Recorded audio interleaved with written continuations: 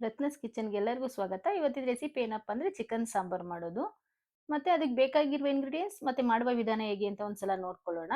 ಮೊದಲಿಗೆ ಒಂದು ಸ್ಟವ್ ಹಚ್ಕೊಂಡು ಒಂದು ಪಾನ್ ತಗೊಂತೀನಿ. ಅದಕ್ಕೆ ಸ್ವಲ್ಪ ಮಸಾಲೆ ಎಲ್ಲ ಒಗ್ಗರಣೆ ಮಾಡ್ಕೊಬೇಕಲ್ಲ. ಅದರಿಂದ ಸ್ವಲ್ಪ ಎಣ್ಣೆ ಹಾಕೊಂಡು ನಾನು ಊರ್ ಕಡೆ ಬರುತ್ತೆ ಸಣ್ಣ ಈರುಳ್ಳಿ, ನಾಟಿ ಈರುಳ್ಳಿ ಅಂತ ಅದನ್ನ ತಗೊಂಡಿದ್ದೀನಿ. ಇಲ್ಲಾಂದ್ರೆ ಮಾಮೂಲಿ ಇದ್ದು ದಪ್ಪ ಈರುಳ್ಳಿನ ಬೇಕಾದ್ರೂ ಹಾಕೋಬಹುದು. ನನ್ನ ಮನೇಲಿತ್ತು ಅಂತ ಹೇಳಿ ತಗೊಂಡಿದ್ದೀನಿ. ಅದು ಸ್ವಲ್ಪ ಕಲರ್ ಚೇಂಜ್ ಆಗೋ ಗಂಟ ಒಗ್ಗರಣೆ ಮಾಡ್ಕೊಂಡು ಅದಕ್ಕೆ ಒಂದು 10ರಿಂದ 15 ಎಸಳು ಬೆಳ್ಳುಳ್ಳಿ ಮತ್ತೆ ಇದಕ್ಕೆ ಕೊತ್ತಂಬರಿ ಸೊಪ್ಪು ಸ್ವಲ್ಪ ತೊಳೆದು ಎಲ್ಲ ಕಟ್ ಮಾಡಿಕೊಂಡಿದ್ದೆ. ಸ್ವಲ್ಪ ಪುದೀನ ಸೊಪ್ಪು, ಸ್ವಲ್ಪ ಶುಂಠಿ ಸ್ವಲ್ಪನೇ ಸ್ವಲ್ಪ ಒಂದು 4ರಿಂದ 5 ಲವಂಗ, ಒಂದು 2 ಪೀಸ್ ಚಕ್ಕೆ, ಸ್ವಲ್ಪ ಗಸಗಸೆ 1/4 ಸ್ಪೂನ್ ತಗೊಂಡಿದ್ದೀನಿ. ಮತ್ತೆ 3 ಸ್ಪೂನ್ ಧನಿಯಾ ಪುಡಿ. ನಾನು ಇದಕ್ಕೆ ಖಾರ ಸೇರಿಸ್ಕೊಂಡಿಲ್ಲ. ಬರೀ ಧನಿಯಾ ಪುಡಿ ಮಾತ್ರ 3 ಸ್ಪೂನ್ ತಗೊಂಡಿದ್ದೀನಿ. ಮತ್ತೆ ಬ್ಯಾಡಗಿ ಮೆಣಸಿನಕಾಯಿ ಪುಡಿ ಇದು 1/4 ಸ್ಪೂನು. ಮತ್ತೆ 10ರಿಂದ 15 ಮೆಣಸು. ಇದಿಷ್ಟು ಹಾಕೊಂಡು ಫ್ರೈ ಮಾಡ್ಕೊತಾ ಇದ್ದೀನಿ.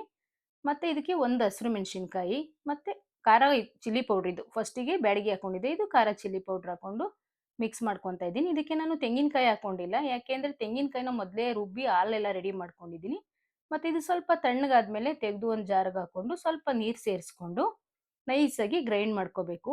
ತರಿ ಬರಲ್ಲ ಯಾಕೆಂದ್ರೆ ತೆಂಗಿನಕಾಯಿ ಹಾಕಿರಲ್ವಲ್ಲ, ಅದರಿಂದ ತುಂಬಾ ಚೆನ್ನಾಗಿ ಬರುತ್ತೆ ಪೇಸ್ಟು. ನೋಡಿ ಈ ತರ ಬಂದಿದೆ. ಇದೆಲ್ಲ ರೆಡಿ ಮಾಡ್ಕೊಂಡು ಮತ್ತೆ ಸ್ಟವ್ ಹಚ್ಕೊಂಡು ಒಂದು ಪಾನ್ ತಗೋತಾ ಇದ್ದೀನಿ. ಮತ್ತೆ ಅದಕ್ಕೆ ಸ್ವಲ್ಪ ಎಣ್ಣೆ ಹಾಕೊಂತ ಇದ್ದೀನಿ. ಅಂದ್ರೆ ಚಿಕನ್ ಎಲ್ಲ ಒಗ್ಗರಣೆ ಮಾಡ್ಕೊಬೇಕಲ್ಲ ಅದರಿಂದ. ಅದಕ್ಕೆ ಸ್ವಲ್ಪ ಈರುಳ್ಳಿ ಹಾಕಿ ಸ್ವಲ್ಪ ಫ್ರೈ ಮಾಡ್ಕೋಬೇಕು.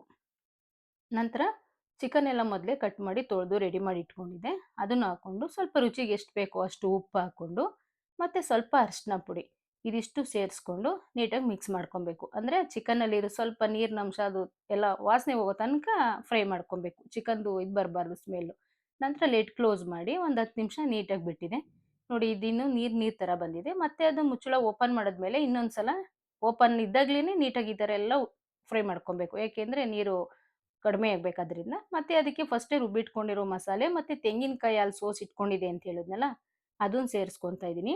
ಅಂದ್ರೆ ನೀರು ಎಕ್ಸ್ಟ್ರಾ ಬೇಕು ಅಂತ ಅಂದ್ರೆ ಮಾತ್ರ ಮತ್ತೆ ನಾವು ಜಾರ್ ಏನು ಮಸಾಲೆ ರುಬ್ಕೊಂಡಿದ್ದೋ ಅದನ್ನೇ ತೊಳೆದು ಮತ್ತೆ ಅದೇ ಮಸಾಲೆ ಸೇರಿಸ್ಕೊಂಡ್ರೆ ಸಾಕು. ಅಂದ್ರೆ ನಿಮಗೆ ಗೊತ್ತಾಗುತ್ತೆ ತುಂಬಾ ತೆಳು ಬೇಕಾ ಇಲ್ಲ ಗಟ್ಟಿ ಬೇಕಾ ಸಾಂಬಾರು. ಕೆಲವರು ತುಂಬಾ ತೆಳು ಮಾಡ್ತಾರೆ, ಕೆಲವ್ರು ಗಟ್ಟಿ ಮಾಡ್ತಾರೆ. ಇದ್ರ ಮೇಲೆ ನೋಡ್ಕೊಂಡು ಸಾಂಬಾರು ಹೆಚ್ಚಿಸ್ಕೊಂಡ್ರೆ ಸಾಕು. ನೋಡಿ ಈ ತರ ಮಾಡ್ಕೊಂಡಿದ್ದೀನಿ ನಾನು. ತುಂಬಾ ತೆಳುನೂ ಇಲ್ಲ, ತುಂಬಾ ಗಟ್ಟಿನೂ ಇಲ್ಲ, ಮೀಡಿಯಂ ಆಗಿದೆ. ಮತ್ತೆ ಲಿಡ್ ಕ್ಲೋಸ್ ಮಾಡಿ ಒಂದು 1/4 ಗಂಟೆ ಕುದಿಸ್ಕೊಂಡ್ರೆ ಸಾಕು. ನೋಡಿ ಎಷ್ಟು ಚೆನ್ನಾಗಿ ಎಲ್ಲ ಕುದಿ ಬಂದಿದೆ. ಚಿಕನ್ ತುಂಬಾ ಬೆಂದ್ರೂ ಚೆನ್ನಾಗಿರಲ್ಲ, ಎಲ್ಲ ಉದ್ರೋದಂಗೆ ಆಗುತ್ತೆ. ಮೀಡಿಯಂ ಆಗೆಲ್ಲ ಚೆನ್ನಾಗಿ ಬೆಂದಿದೆ. ನೋಡಿ ಈ ತರ. ನೀವು ಮನೇಲಿ ಒಂದ್ಸಲ ಮಾಡ್ಕೊಂಡು ಟ್ರೈ ಮಾಡಿ. ಬಿಸಿ ಮುದ್ದೆ ಜೊತೆ ಎಷ್ಟು ಚೆನ್ನಾಗಿರುತ್ತೆ ಗೊತ್ತಾ? ಸೂಪರ್ ಆಗಿರ್ತದೆ. ಮತ್ತೆ ರೆಸಿಪಿ ಇಷ್ಟ ಆದ್ರೆ ಲೈಕ್ ಮಾಡಿ, ಕಮೆಂಟ್ ಮಾಡಿ. ಸಿಗೋಣ ನೆಕ್ಸ್ಟ್ ವಿಡಿಯೋದಲ್ಲಿ.